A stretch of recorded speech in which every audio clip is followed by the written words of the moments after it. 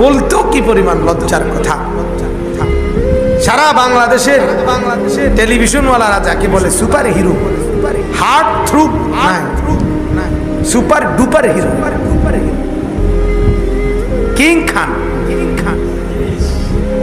উনি কিং খান, খান না শুধু, খানের মধ্যে কিং, মানে ফেরাউন যেরকম বলছিল, ফেরাউন বলছিল আমি তোমাকে খোদা না, আমি কিং খোদা, আমি কি king of the god, king খোদা, আমি রব্বুকুমুল আলা, আমি সবচেয়ে বড় খোদা।